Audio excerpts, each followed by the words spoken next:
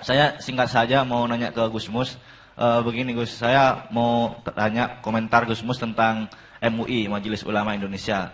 Lembaga fatwa ini apakah eksistensinya masih relevan di Indonesia atau bagaimana Gus? Terima kasih. Assalamualaikum warahmatullahi wabarakatuh. Oke, Mas, silakan ya. Pak Mustafa, cara soal pengeras suara. Sebetulnya kalau orang-orang yang mengelola masjid itu mau sedikit ngaji gitu ya, belajar tentang apa yang namanya taswish, mereka akan tahu.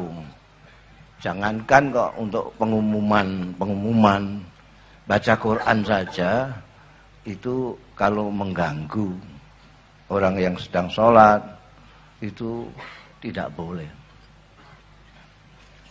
Nah ini sekarang langsung ke pertanyaan MUI. Ini mestinya fatwa MUI yang harus diminta berfatwa, karena ini sudah sedemikian luas digunakan di Indonesia.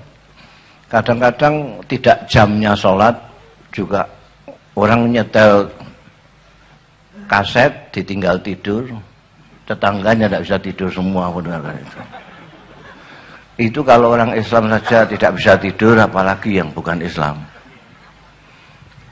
Ini sudah tahun 80-an saya sudah sindir dalam puisi saya.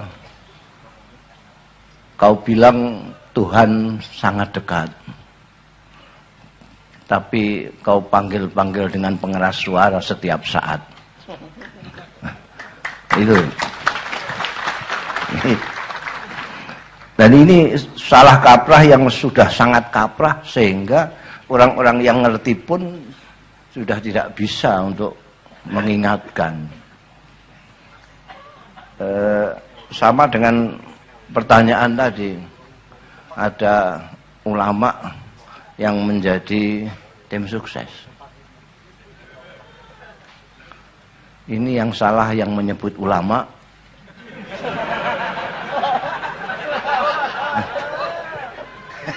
Iya, soalnya ulama itu ada dua. Yang kita kacau itu kan karena kita banyak sekali, sekitar 40% bahasa Indonesia itu dari bahasa Arab. Itu legislatif itu semuanya bahasa Arab itu. Diwan, perwakilan rakyat, majelis, permusyawaratan rakyat, itu semua. Karena terlalu banyak sehingga kita itu bingung. Ini bahasa Arab apa bahasa Indonesia? Ulama itu kalau bahasa Arab itu jamak. Jamak ya plural. Jamak. Mufradnya kalau sendirian alim. Kalau banyak ulama. Tapi kalau bahasa Indonesia, ulama itu satu. Coba lihat di kamus bahasa Indonesia itu, seorang ulama itu. Jamaah dalam bahasa Arab itu banyak. Jamaah itu maknanya orang banyak. Tapi di Indonesia itu bisa satu. Jamaah haji dari mana sampean?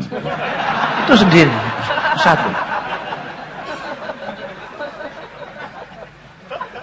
Lalu ada pertengkaran yang sungguh tidak masuk akal. Pertengkaran antara silaturahim apa silaturahmi.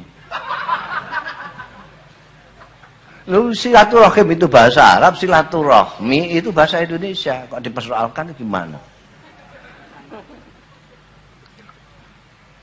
Jadi ulama itu, sampean kalau melihat ulama, majelis ulama, itu ulama bahasa Indonesia.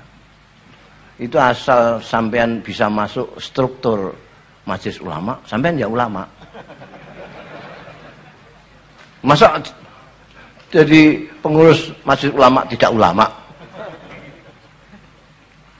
Dan ulama itu ada yang produk memang ulama bahasa Indonesia itu biasanya disebut kiai. Namanya kiai ini ada yang tidak sebut. Cak Anton tidak mau disebut kiai itu ya karena ada kiai-kiai yang jadi tim sukses itu. Kok di Padakno gitu ini dia tidak mau. Kiai itu ada yang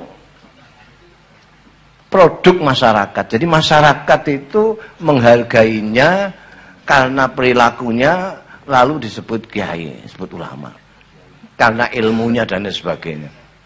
Tapi ada kiai atau ulama itu yang produk pemerintah. Yaitu yang MUI itu. Itu isinya bisa pensiunan Kementerian Agama, bisa macam-macam lah. Pensiunan Dipnaker juga bisa masuk. Itu yang produk pemerintah. Ada yang produk pers. Dulu ada yang namanya Agus Miftah, Allah yarham sudah meninggal. Dia anggota KPU. Ya. Ketika wartawan mau tanya soal KPU, dia tanya, "Sudah tahu nama saya? Kok mau wawancara sama saya?" "Sudah tahu, Pak." "Siapa?" "Bapak Agus Miftah." "Loh ya, kurang." "Lah lengkapnya gimana?" "KH Agus Miftah." Sejak itu tulis terus KH terus. Akhirnya terus saya juga itu produk pers saya itu. Karena kawan saya banyak yang wartawan, nulis selalu Gusmus terus saya. Sampai ini tahu nggak Gusmus itu artinya apa? Gus itu artinya anaknya kiai yang belum pantas dipanggil kiai.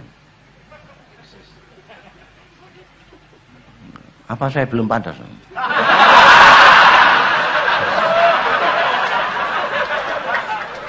Jadi bagaimana? Ya kalau sampean masih ingin nulis Gus ya dikasih kurung lah. KH Mustafa Bisri. Terus ditulislah begitu, maka jadilah saya KH Mustafa Bisri sampai sekarang. Alhamdulillah punya kenalan pers itu. Ada yang produk partai politik.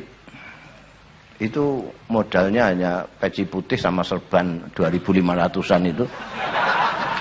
Dibagi 200 orang, nanti panggilkan wartawan 200 kiai mendukung begitu. Ada lagi ulama atau kiai produk sendiri, bikinan sendiri. Ini lebih murah ini.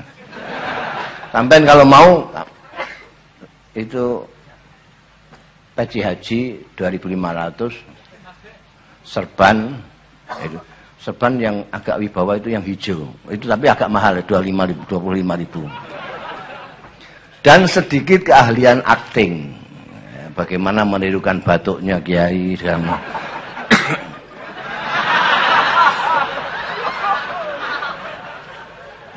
ini sudah kacau sekarang ini. Jadi kayak kita, makanya saya bertanya kalau ada kiai yang mengurusi persoalan-persoalan seperti pilkada segala macam itu yang salah yang menyebut ulama atau ulamanya. Sekarang tidak pakai standar. Kita tidak pakai standar. Itu ada orang pakai jubah gitu saja, kayak jubah, terus pinter ngomong di televisi, itu sudah ustaz. Lah Gusti Allah itu sudah buka itu, orang tidak mau melek, sudah dibukakan oleh Allah. Ada ustaz kok berkelahi dengan tukang speaker. Wah itu kan sudah dibuka oleh Gusti Allah. Lihat nggak itu? Itu masih ada yang nganggep ustaz. Wah ada orang itu. Jadi kita itu seringkali menggunakan istilah yang tidak jelas. Ada istilah soleh. Itu kalau orang-orang didoakan anaknya soleh itu senangnya bukan main. Amin, amin, amin. Tapi ketika ditanya soleh itu apa? Itu nggak ngerti. Apa soleh itu? Pantasnya. Soleh. Ada yang kemarin saya tanya, soleh itu apa? Kayak siapa? Kayak Gus Mus. Gitu. Wah lah kalau soleh terus bayangannya Gus itu. Lah yang enggak Gus kan enggak uman soleh. Polisi, tentara enggak ada yang soleh. Soleh itu kata Kiai Muzamil itu dari pantas. Pantas. Lah pantasnya orang itu macam-macam. Pantasnya pejabat itu enggak usah banyak wiridan. Enggak usah banyak iktikaf. Adil sama rakyat itu sudah pantas sekali. Sebaliknya kiai itu tidak pantas. Kalau sobone ning gone pendopo kabupaten. Emangnya mau ikut tender? Enggak pantas. Pantasnya sendiri-sendiri, pantasnya.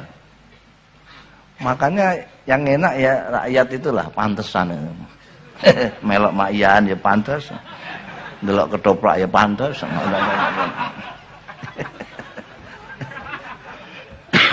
Nah ini kalau nyusahkan orang, kalau sudah dikadung dipanggil kiai, ulama, kemudian perilakunya tidak sesuai dengan apa yang kita bayangkan. Terus siapa yang ngandani itu? Ini memang muskil ini. Apa naik MUI, itu aja pertanyaan MUI. MUI itu kita kadang-kadang lupa ya. Dulu Pak Harto itu pointernya tidak karuan. Politikus yang paling tikus itu. Luar. Bagaimana beliau ingin mengontrol semua orang ini dengan cara yang luar biasa. Partai-partai politik yang Islam-Islam jadikan satu. P3. Jadi tidak usah ngamati Parmusi, ngamati NU, ngamati pokoknya P3 saja. Ketuanya dia yang bikin. Sudah. Organisasi kepemudaan banyak sekali, ada AMPI, ada Ansar, jadikan satu KNPI. Nanti pimpinannya dia sendiri yang nunjuk juga. Jadi kalau ada apa-apa tentang organisasi itu panggil aja KNPI. Ini beritahu Ansar, beritahu AMPI, sudah beres. Perempuan-perempuan ada muslimat, Aisyah segala macam, jadikan satu GUW. Organisasi Islam jadikan satu MUI. Makanya ketuanya Muhammad NU, wakilnya Muhammadiyah. Itu terus saja. Nah kemudian terus ya yang ngatur ya Pak Harto juga lah. Ini ada pensiunan dari Kementerian Agama itu nganggur padahal masih sehat, masukkan situ. Terus ini yang ngaco kita kan karena terus fatwa-fatwa itu. Pensiunan fatwa. Loh sekarang ini artis-artis tidak mau kalah. Dia juga mau nyanyi MUI juga. Asik fatwa juga. Ini sudah akhir zaman betul. Itu artis itu kan fatwa. La ilaha illallah. Nah itu yang berhak fatwa itu mufti. Mufti itu ada standarnya, ada prasyarat-prasyaratnya, tidak setiap orang jadi mufti itu. Dan mufti itu sendirian kayak mujtahid gitu. Ini kan bareng-bareng rapat. Rapat padahal yang melek mau pimpinannya tok. Yang lain untuk ngantuk-ngantuk sidik diputuskan dok berdasarkan musyawarah ulama. Maka ini hukumnya haram. Padahal yang memutuskan ya yang melek tok itu saja. Nanti kalau terlalu banyak membicarakan MUI saya dipisoi wong akeh kok aku. Masih banyak yang percaya bahwa itu memang lembaga fatwa yang harus diikuti. Padahal fatwa itu sendiri tidak mengikat. Fatwa itu tidak mengikat. Tanyakan sama kiai-kiai dimanapun juga. Fatwa itu tidak mengikat. Meskipun kepada orang yang minta fatwa. Jadi sampean minta fatwa sampean tidak harus melakukan apa yang saya jawabkan, saya fatwakan kepada Anda. Apalagi orang lain. Kalau ini saya omongkan, nanti disangka saya syirik sama MUI. Saya kira Gusmus sudah sangat jelas. Tapi ini juga boleh Anda pakai, boleh Anda tidak pakai. Karena ini juga semacam fatwa. Saya tidak ngerti. Saya itu ngarang-ngarang. Saya nggak seperti Pak Muzamil yang pintar bahasa Arab. Kalau fatwa itu produknya mufti kan. Yang pelakunya mufti, produknya fatwa. Saya tidak ngerti kata fatwa dari mana. Tapi saya ada kata lain yang agak satu famili namanya fata. Itu pemuda, orang yang sudah dewasa. Jadi saya ngarang bahwa fatwa adalah pendapat yang dewasa. Pendapat yang sudah dihitung, sudah disimulasi, sudah dikomprehensi sedemikian rupa dengan segala mudarat manfaatnya sehingga dia clean. Gitu, sehingga dia disebut fatwa, tidak sekedar pendapat. Itu satu. Nomor dua. Ono kodok apa tikus? Ora apa-apa, angger ora wonge sing ngodok lah. Nomor dua. Gus, saya kira ulama itu tidak bisa diproduksi oleh umarok gitu. Jadi kalau ada ulama dibikin oleh pemerintah, maka dia tidak legitimate. Karena itu menyangkut supremasi ilmu-ilmu Allah sendiri. Jadi tidak mungkin dalam tata akhlak Islam, setahu saya umarok ta'zim kepada ulama. Bukan ulama ta'zim kepada umarok. Jadi tidak mungkin ulama dilantik oleh umarok. Kalau umarok bisa dilantik oleh ulama sebagaimana Wali Songo melantik Raden Patah. Itu ya. Jadi ini prinsip-prinsip. Nomor tiga, kita ini terlalu banyak konotasi yang didenotasikan. Atau gini, terlalu banyak carangan yang dipakemkan. Gitu. Tolong diamati di segala bidang, terutama di bidang agama yang Anda concern. Jadi misalnya kata kiai itu bukan denotasi, itu bahasa Jawa dan punya disiplin sendiri, punya epistemologi sendiri, tapi dipakai oleh Islam dijadikan denotasi, kepastian, gitu ya, dijadikan sesuatu yang tertentu. Padahal dia konotasi sebenarnya aslinya. Nah, tolong waspadai. Konotasi yang didenotasikan ini yang menghancurkan kita selama ini. Kata ustadz itu kan panggilan biasa, siapapun saja. Itu kalau di sini Pak apa Akang apa segitulah, ya. Tapi di sini direligiusasikan, diislamkan, ustadz itu menjadi salah satu pejabat ilmu, bahkan sekarang menjadi profesi. Tuh. Dan itu bahwa kiai atau ustadz atau ulama menjadi profesi itu juga sebuah pertanyaan besar saya kira di dalam Islam. Gitu. Itu saya kira agak serius Tuhan tersinggung itu. Menurut saya loh. Saya juga belum tanya langsung ya. Tapi saya kira menurut mantik kita itu Allah tersinggung agak serius terhadap kata ustadz atau kiai yang diprofesionalkan, yang diprofesikan. Nah, Gus, sebagaimana dikatakan Gus Mus tadi, Gus itu kan sama dengan Den. Den itu di wilayah keraton, di dunia ningrat. Kalau Gus di wilayah ningratnya pesantren dalam tanda petik. Jadi anak kiai iki lahir procot Gus. Langsung panggil Gus. Kalau Anda orang keraton atau sekitarnya, Anda lahir procot diceluk Den. Gitu kan? Nah, menurut Gus Mus, Gus itu berlaku ketika seseorang belum ngaji kitab kuning dan belum bisa mulang ngaji. Ba'da Isya itu. Nek dia durung iso mulang ngaji, dia tetap Gus.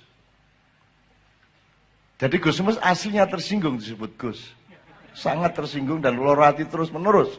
Ning ra dirasake gitu. Gitu kan? Gus Dur juga begitu. Gus Dur itu dipanggil Gus kan, Gus Dur ini pelopor, bukan orang yang dijadikan ikon utama dari kata Gus sehingga menjadi industri sekarang. Kan gitu. Gus itu industri. sekarang, Jam'iyatul Gawagis atau Jam'iyatul Gaugus ya, kalau bahasa Arabnya. Asparagus, apa asparagus? Asosiasi Paragus ya, Asparagus. Lahir di Jombang. Teman-teman sekalian, Gus ini batal setelah seseorang sudah dewasa dan bisa mulang ngaji, kalau pesantren salaf yang lama itu. Nah, Gus Dur dipanggil Gus sampai akhir hayat, bahkan sampai sekarang. Dan kata Gus ini mengalahkan kiai, bahkan mengalahkan ulama. Jadi supremasi industri Gus itu lebih tinggi daripada ulama atau kiai. Nah ini Tuhan kadang-kadang agak menyesal kenapa saya kasih akal mereka. Mbak sudah saya bikin binatang aja beres semua kan itu. Daripada menungso iki bodoh we urung gitu kan. Kan gitu. Nah, tolong diamati banyak sekali. Kiai itu kan kalau itu kan Jawa, benda pun disebut kiai dalam Sunda mungkin juga, saya kurang tahu. Benda jangankan orang, benda saja di Solo itu kerbau saja disebut kiai, Kiai Selamat. Ya, kalau kerisnya Panembahan Senopati itu tombaknya Kiai Banca, Kiai Pleret. Ya, kalau Kiai Banca itu Aryo Saloka ya. Kiai Sabu Nogoso Sabu Inten, ini gamelan belakang saya ini gamelan Kiai Kanjeng, bukan grupnya namanya Kiai Kanjeng. Nek grupnya ora cocok, ora pantes disebut kiai. Yang pantas disebut kiai adalah gamelannya. Sama dengan gamelan sekatan Kiai Sekati itu deh. Jadi asal Anda teguh dengan ini tidak ada masalah, tidak usah tanya. Tidak usah tanya kok ulama kok begini lah, sing salah sing ngarani. Kan gitu. Nah, teman-teman sekalian, saya minta Sabrang satu hal, karena dia ini made in dia, rawahu dia, bukan saya yang ngomong. Saya hanya ikut menyebarkan. Karena Sabrang itu guru saya, dia juga murid saya. Dalam hal pengetahuan dia guru saya, dalam hal ilmu dia sering jadi murid saya. Tapi sebenarnya makin lama dia makin jadi guru saya. Gitu. Saya minta, karena ini soal identitas. Kenapa orang begitu mengindustrikan Gus, mengindustrikan anggota DIP, pokoknya semua identitas itu dijadikan industri utama. Nah itu saya mohon sedikit Sabrang menjelaskan, singkat padat Brang.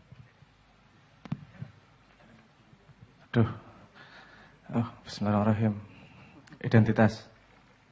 Menurut saya ini juga salah satu keberhasilan iblis yang paling besar tentang betapa kita sebagai masyarakat sangat memegang yang namanya identitas. Di belakang identitas ada yang namanya personalitas. Kita lahir tidak dengan identitas, kita lahir dengan personalitas, bakat alam yang diberikan oleh Tuhan. Yo rambutnya keriting, yo anaknya Cak Nun, gue serasa milih gue. Personalitas. Alhamdulillah wa astagfirullah ya sih relatif. Ya rapopo lakoni wae. Itu personalitas, enggak masalah. Terus identitas adalah hal-hal yang menurut saya yang kita ambil, kita ciptakan sendiri dalam hidup, yaitu yo kiai, yo pemimpin, yo semua sandangan-sandangan, yo artis, yo semua sandangan-sandangan baju tersebut adalah identitas-identitas yang kita ambil sepanjang hidup kita. Fungsinya sebenarnya sama antara personalitas dan identitas, yaitu membedakan satu dengan lain. Fungsi dasarnya seperti itu. Tapi kadang-kadang identitas tidak diambil karena fungsinya, tapi karena sandangannya, tapi karena keinginannya untuk menjadi.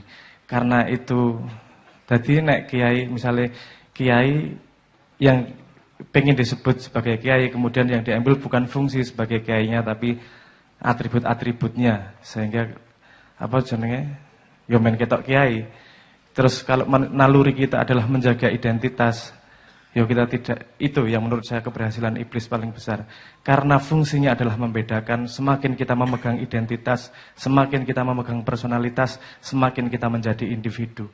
Kalau tujuan kita adalah tetes air hujan yang ingin kembali ke lautan, selama kita tidak bisa melepaskan identitas tetes airnya, kita tidak akan pernah kembali bisa menjadi bagian dari air lautan.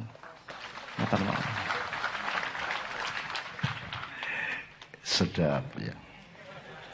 Jadi gini loh, menurut orang itu tidak diajari di sekolahan atau di pesantren atau di mana-mana untuk menemukan dirinya. Padahal hidup itu kan menemukan dirinya supaya menemukan Tuhannya. Terus Tuhan goda, kenalilah aku supaya kenalilah dirimu supaya mengenal aku. Man arafa nafsahu faqad arafa rabbahu. Ini kan tugas utama orang hidup.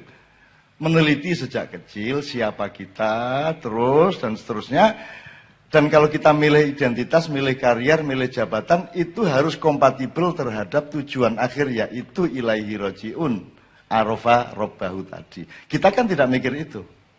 Maka akhirnya identitas itu tidak lagi berdasar goyah tadi. Goyahnya yaitu menyatu dengan Tuhan.